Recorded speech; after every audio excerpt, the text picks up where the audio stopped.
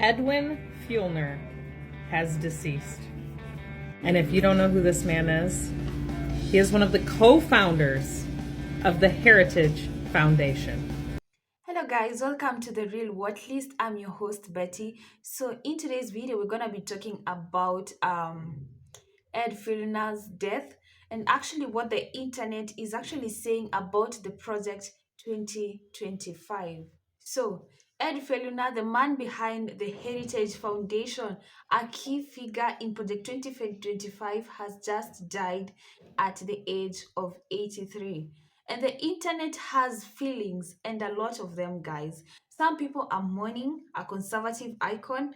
Others, honestly, they're saying good riddance. Let's look at why people feel this strongly. Edwin Feulner has deceased. And if you don't know who this man is, he is one of the co-founders of the Heritage Foundation. He is one of the major players in both Donald Trump's presidencies. And he has boldly remarked on how Project 2025 was the foundation of the current presidency. And if for some reason you still don't believe that, the Heritage Foundation has never denied it. They will always admit that that was the premise of Project 2025 and that it was to be implemented in 2025.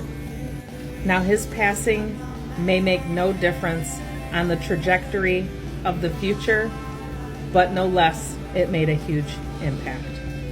The only thing that he said that I will ever stand by, and it's not from the angle in which he said it, is in Washington, there is never permanent victories, and there's never permanent defeat. Ed Feulner is dead, and now he stands before the Most High God, not the think tanks, not the lobbyists, not the donors he served, but the God of justice, the God of truth, and the God of the oppressed. Because when you harm God's people, you don't die in silence. You die into judgment.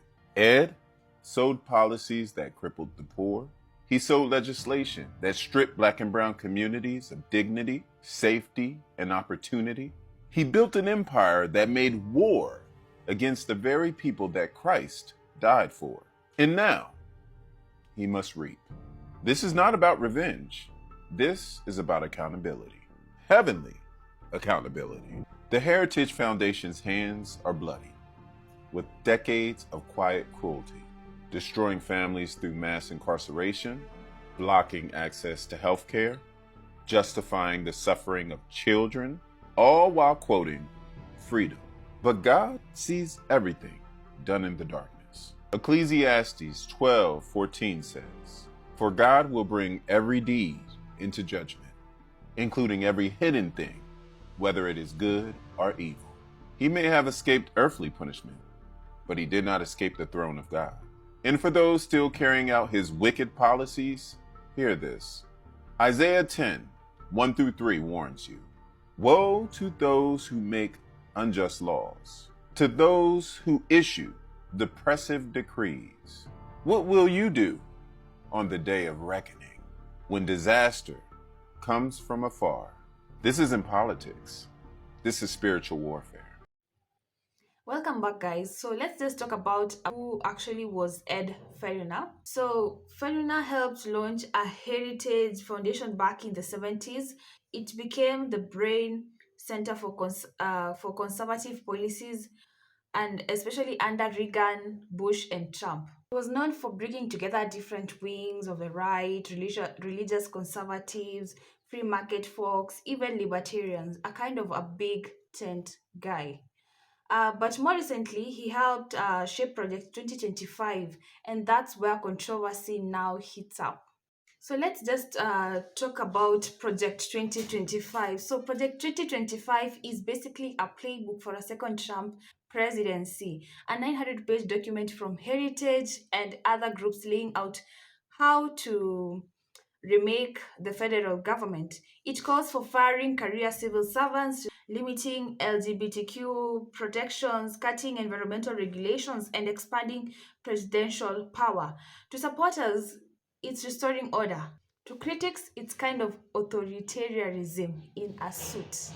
Guys, before we continue the discussion, let's just pause and take a look at what people are actually saying about his death. Oh, you thought Project 2025 was scary, but you haven't heard about Project Esther yet, have you? While we've all been distracted worrying about Project 2025 and looking at statistics to see how much of it has actually come to fruition at this point, back in October of 2024, the Heritage Foundation submitted Project Esther, and I'm telling you, it's 1,000 times worse than Project 2025 could ever dream of. Project 2025 is just the beginning of this manifesto. And making a comparison, The Handmaid's Tale, that was the first book.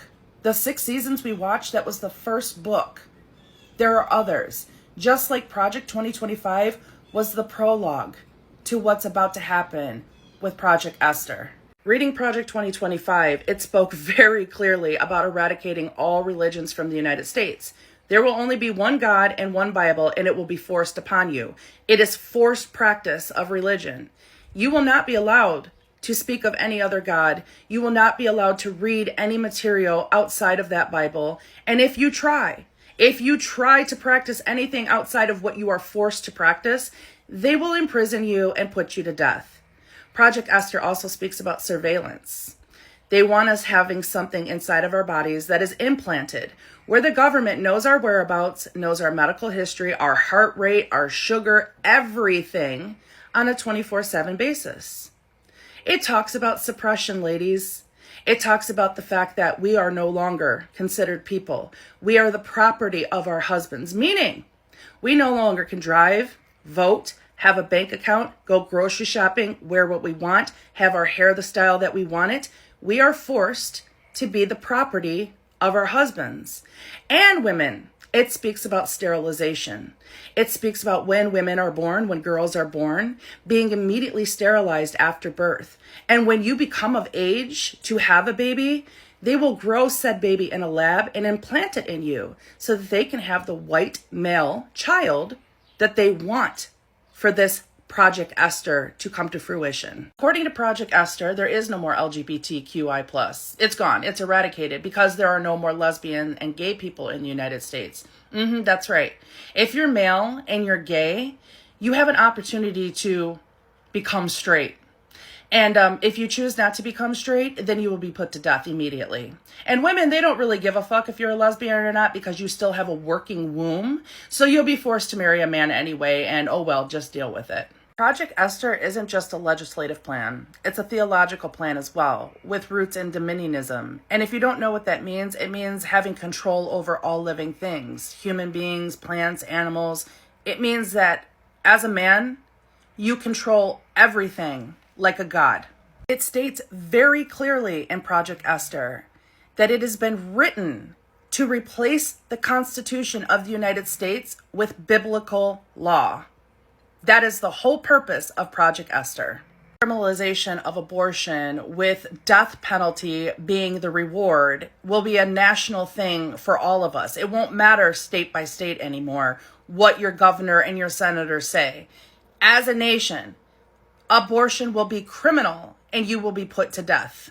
All public and private schooling will be completely eradicated. All children will be homeschooled through religion. And the best part, chat, for anybody who resists, for anybody who defies this particular law, there are re-education camps to repurpose your brain, to make you more compliant and willing to be a servant of Project Esther's law. By the way, none of this is written in code. I'm not assuming or coming up with ideas based off what I read. No, this is quite literally how it's written. Very, very, very blunt for all of us to completely understand what we're about to face. Project Esther, like Project 2025, was written by the Heritage Foundation, so it's obviously backed by Christian nationalists. But it is so deeply rooted in white supremacy and Nazi rhetoric that it literally makes my skin crawl. And if it doesn't make your skin crawl, I need you to go right ahead and run this shit back and listen to what I said again.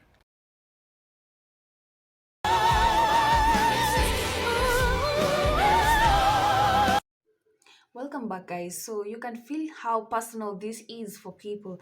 And so the real question is, does Project 25 lose momentum without him, or does it go full steam ahead without compromise?